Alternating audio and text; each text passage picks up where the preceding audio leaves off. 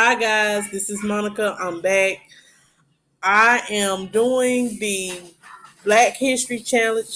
I said I was going to start doing uh, a challenge on and videos on the people that was influential to our Black history. I hope you all like this. I hope I don't bore you all with this, but it just something positive that I'm trying to do. And I just want to speak on people that were influential and very prominent in our Black history. And the first person I would like to start with is Harriet Tubman. Her name was, she wasn't born as Harriet Tubman. Her real name was Armanita Ross, and they called her Minty. She was born in Maryland around 1822. She adopted her mother name Harriet after she escaped from slavery, and she was known as the conductor of the Underground Railroad. Um, she had 8 siblings. She adopted one daughter with her second husband. She was married twice, and she had adopted a child named Garit with her second husband.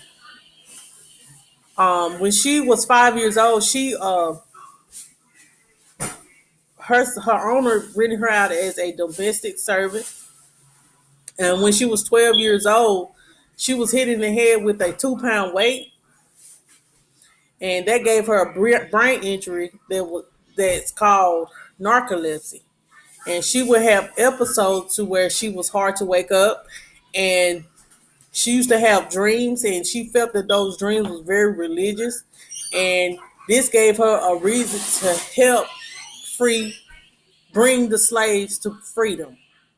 So Harriet Tubman was illiterate her whole entire life.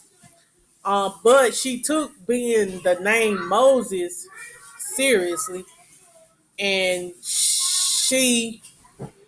when she went to like free the slaves, she only moved at night.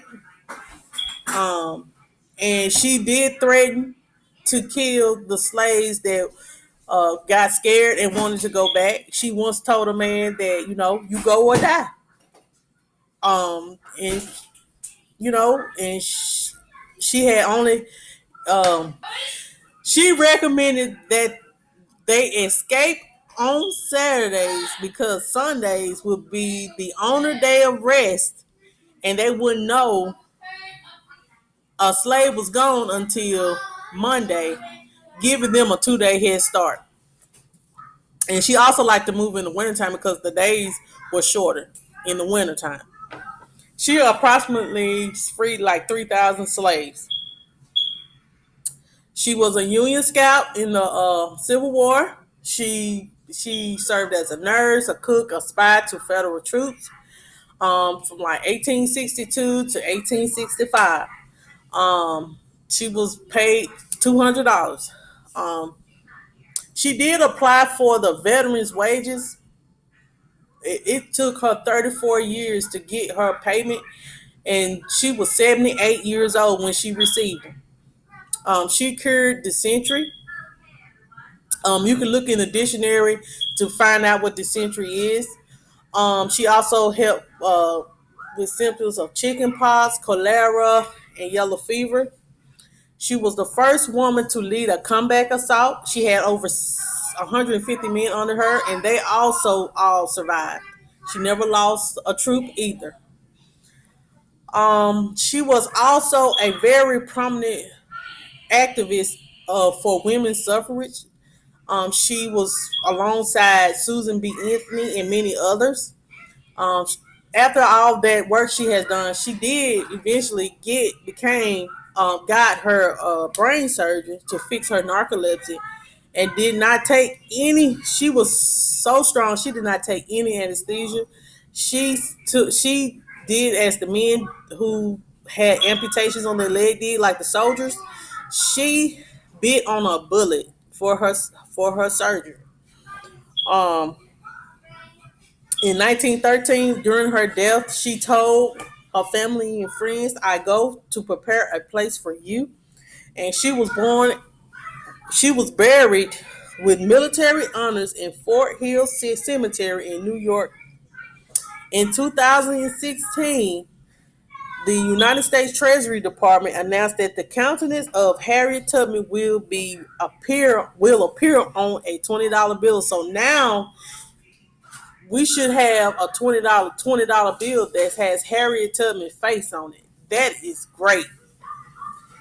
November the 1st, 2019, a biographical film came out in honor of Harriet Tubman called Harriet, and it was released by Focus Features here in the United States.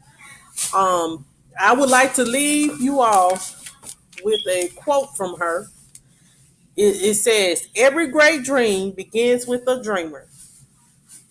Always remember, you have within you the strength, the patience, and the passion to reach for the stars to change the world." I would like to leave you all with that. I hope that this was beneficial to you all and it was very entertaining. I hope y'all come back tomorrow, watch again tomorrow to see the next person that I speak about. Um, this is something positive, and I hope no one takes offense to this. And like this video, share this video, and subscribe. Have a good day.